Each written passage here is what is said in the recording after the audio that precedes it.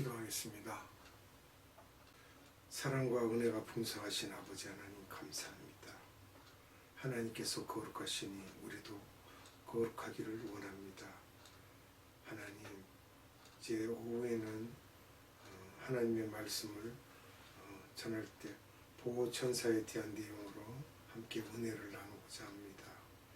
하나님, 이 말씀을 나눌 때 우리가 서로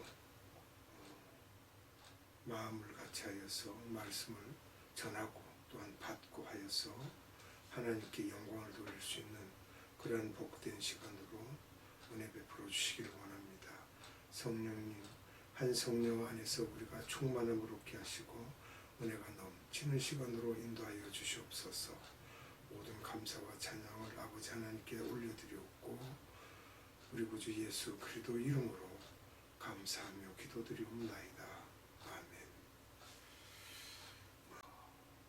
오후에는 보호천사에 대해서 함께 말씀을 나누도록 하게 됩니다.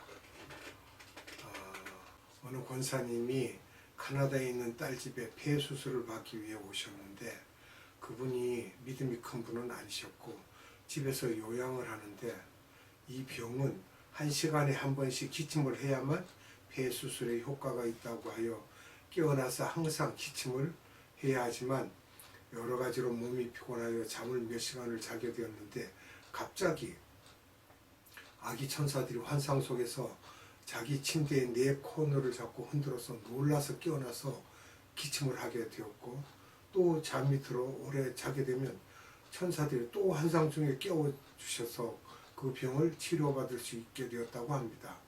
원래 이분은 가톨릭 신자였는데 이 사건을 통하여 개종하여서 열심히 신앙생활을 하게 되었다고 합니다. 이분의 간증에 의하면 천사들이 자기 방에 있던 것이 아니라 딸 방에도 왔다 갔다 하는 것을 보았다고 합니다. 이런 이야기들을 듣다 보면 정말 그럴까 하는 의문도 갖게 됩니다. 현실이 진짜 맞습니다. 개신교가 있기 전에 가톨릭도 보면 성당의 미켈란젤로나 이런 성령 충만한 화가들이 그림을 그릴 때 영의 눈이 떠져서 하늘나라를 보고 거기에 천사들이 많은 것을 보고 그림 속에 천사들을 많이 그리고 있습니다. 분명히 천사들이 있다는 것을 알 수가 있습니다. 오늘은 성경을 토대로 천사가 있는 경우를 보면서 확인해 보도록 합니다.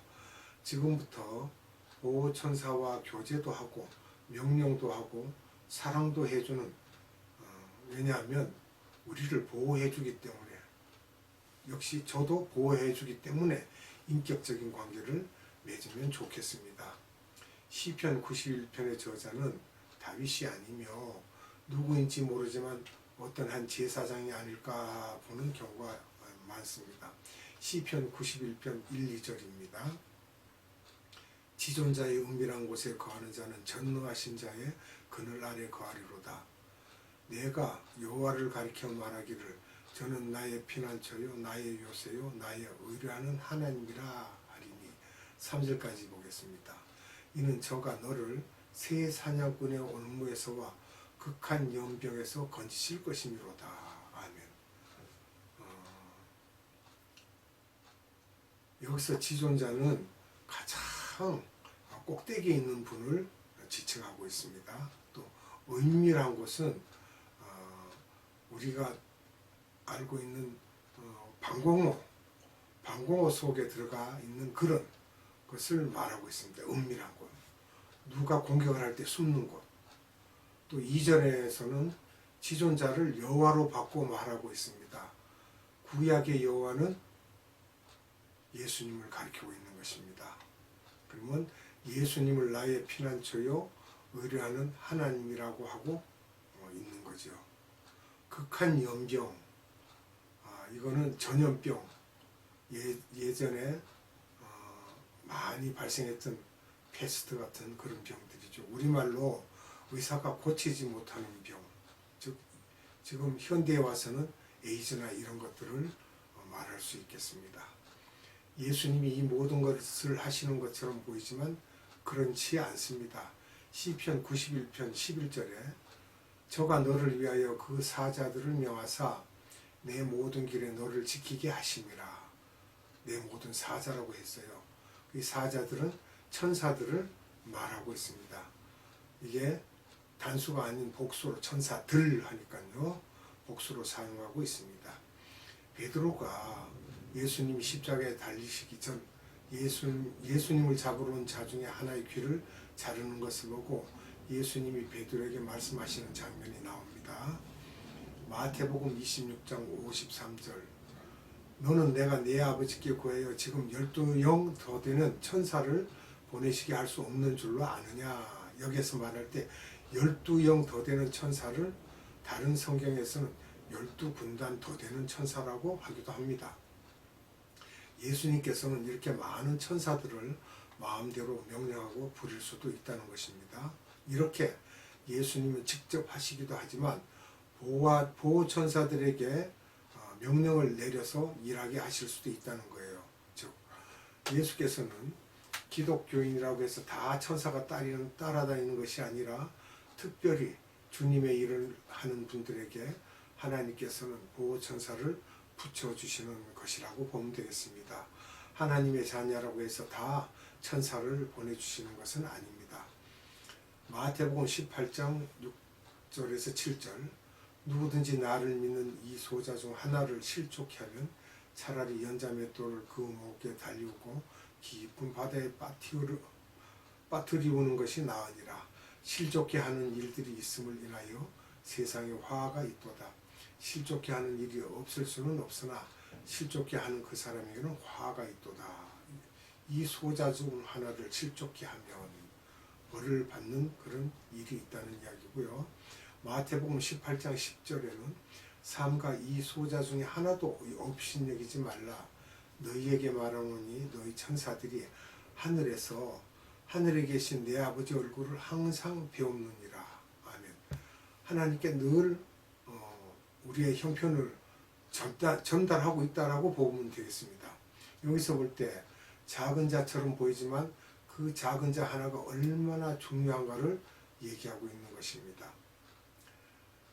하나님의 자녀에게는 누구나 천사가 다 있는 것처럼 보이지만 다른 부분을 보면 꼭 그렇지는 않습니다. 마태복음 8장 12절 너희 생각은 어떻겠느냐. 만일 어떤 사람이 양 100마리가 있는데 그 중에 하나가 길을 잃었으면 그 99마리를 산에 두고 가서 길 잃은 양을 찾지 않겠느냐. 아멘. 여기서 99마리를 그냥 뒀다 그러니까 무방비 상태로 놔두는 게 아니라 99마리는 같이 무리가 모여서 있기 때문에 안심할 수가 있지만 길 잃은 양은 늑대나 이리에게 걸리는 날이면 생명을 잃게 된다는 거죠. 베드로에게 보호천사가 나타났던 장면을 보겠습니다. 사도행전 12장 5절로 12절 그것을 여러분들이 보시면 잘 알 수 있습니다. 제가 읽지 않아도 사도행전 12장 5절로 12절을 보십시오. 그런데 7절에 보면은 호련히 주의 사자가 이렇게 또 단수의 천사가 나옵니다. 호련히 주의 사자가. 그러면 베드로가 옥에 갇히자 마가의 다락방, 즉 마가의 어머니 마리아의 소유 다락방이죠. 마가의 다락방에서 나머지 분들이 중보 기도를 하고 있을 때 이런 일들이 일어났습니다. 베드로에게 이 천사들은 사람의 모습으로 나타났을 것입니다. 천사들은 우리보다 차원이 높기 때문에 어떤 때는 사람의 모습으로 또는 동물의 모습으로 나타날 수 있다고 봐야 되겠습니다. 옆에 사람들이 몰랐다고 했는데 그렇게 모를 수밖에 없습니다. 천사가 와 있으면 잠자는 사람이 없게 하십니다. 말씀을 전하실 때 조는 사람이 많을 때는 쉬면서 기도해야 합니다. 말씀 듣는 것을 방해하는 놈들은 예수 이름으로 명하노니 나가라 하고 하면서 기도하면 나갑니다. 그것을 우리가 알면 되죠. 베드로는 따라다니는 천사를 인지하지 못하고 9절에서 보면 참인 줄 알지 못하고 환상을 보는가 이렇게 했다고 합니다. 그러니까 꿈인지 생시인지 분별을 못했죠. 베드로의 교육 수준이 낮아서 천사에 대한 개념이 낮으므로 바울 같은 경우에는 바로바로 깨닫고 이야기를 하는데 좀 베드로는 조금 좀 완만했던 것 같습니다. 이렇게 중보 기도할 때에 내 옆에 보호천사가 있으면 그 보호천사가 더 많은 활동을 합니다. 여기서는 다른 사람들이 하나님께 기도하여 다른 천사들을 시켜서 베드로에게 천사를 보내주셨지만 천사는 하나님께 부탁해서 시키지 않아도 우리들의 영적 차원이 높아지면 직접 부릴 수가 있습니다. 기도한다는 것이죠. 다니엘에게 보호천사가 나타나는 장면이 있습니다. 다니엘서 3장 13절로 23절의 내용인데요. 다니엘의 세 친구가 우상에게 절하지 않았다고 해서 그 세 친구를 붙잡아서 극렬히 타는 풀무불 아래에 집어넣는 내용들인데요. 여기서 보면 22절에 왕의 명령이 엄하고 풀무가 심히 뜨거움으로 불꽃이 사드락과 메삭과 아벳느고를 붙든 사람을 태워주겠다고 했어요. 그 풀무불에 넣으려고 데리고 가던 군사가 죽은 거죠. 그리고 22절에 사람은 단수가 아닌 복수로서 여러 사람들이라고 또 나와 있어요. 붙은 사람도 있고 또 넣던 사람들 이렇게 이제 여러 사람인데 그들은 다 죽었는데 이 세 친구는 죽지를 않았어요. 그리고 24절에서 30절에 보면 같은 내용이 쭉 연결되어 있습니다. 그리고 그 왕이 나중에는 아니 그런데 그 안에 또 다른 사람이 있는 거예요. 그 28절을 보면 느부갓네살이 말하여 가로되 사드락과 메삭과 아벳느고의 하나님을 찬송할지로다. 그가 그 사자를 보내사 자기를 의뢰하고 그 몸을 버려서 왕의 명을 거역하고 그 하나님 밖에는 다른 신을 섬기지 아니하며 그에게 절하지 아니한 종들을 구원하셨도다. 왕의 입으로 이렇게 이야기를 합니다. 28절에 그 사자는 그의 천사, 단순히 네 번째 사람이 같이 있으니까 그렇게 이야기합니다. 천사 하나가 이렇게 힘이 세다는 거죠. 화기를 다 막고 믿음의 자녀들을 풀무불 가운데서도 구원하고 있습니다. 그러면 조금 벗어난 이야기지만 어느 기도 모임에서 목사님들이 많이 있었는데 어떤 사람이 천국을 올라갔다 왔다고 하자 목사님들이 다 그분 옆에 가서 기도를 받는데 그 기도하시는 분이 특별히 어느 목사님을 이렇게 기도하면서 보호천사들이 따라다닌다고 하면서 자기가 그 보호천사의 이름을 안다고 하면서 가르쳐 줬다는 거예요.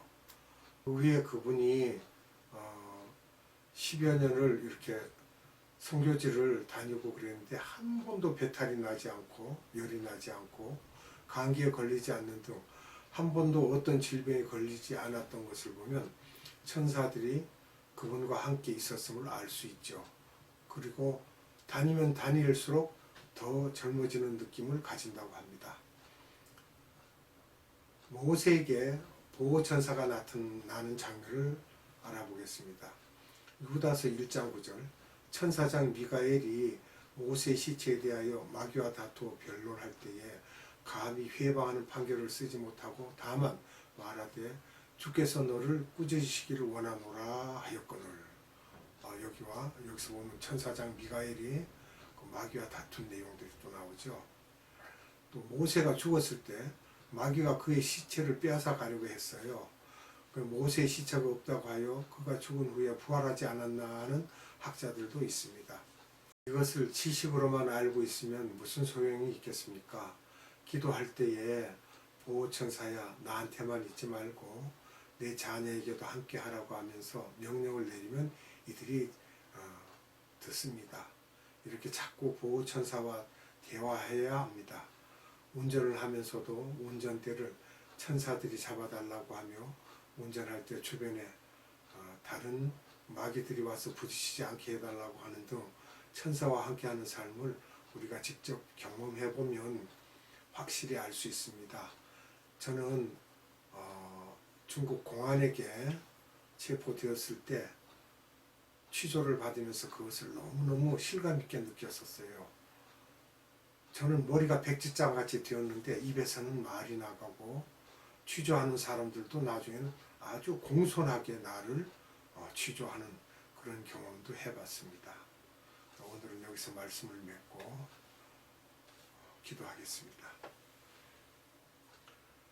아버지 하나님 감사합니다. 오늘 오후에는 보호천사에 대하여 말씀을 나눴습니다.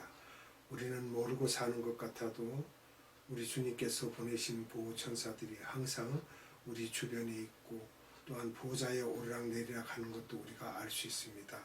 우리가 위험할 때 막아주기도 하고 우리가 험한 일을 당할 때 커버해주는 그러한 역할도 감당하고 있음을 우리는 알고 있습니다. 하나님 우리를 사랑하사 이렇게 우리에게 보호천사까지도 붙여주시고 항상 그들을 사용하여 하나님께서 우리를 지키심을 감사드립니다.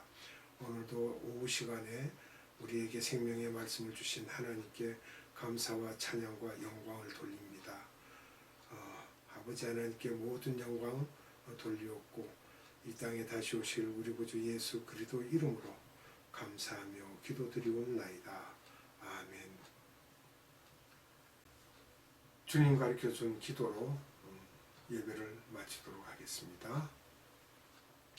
하늘에 계신 우리 아버지, 아버지의 이름을 거룩하게 하시며 아버지의 나라가 오게 하시며 아버지의 뜻이 하늘에서와 같이 땅에서도 이루어지게 하소서. 오늘 우리에게 일용할 양식을 주시고 우리가 우리에게 잘못한 사람을 용서해 준 것 같이 우리 죄를 용서하여 주시고 우리를 시험에 빠지지 않게 하시고 악에서 구하소서. 나라와 권능과 영광이 영원히 아버지의 것입니다.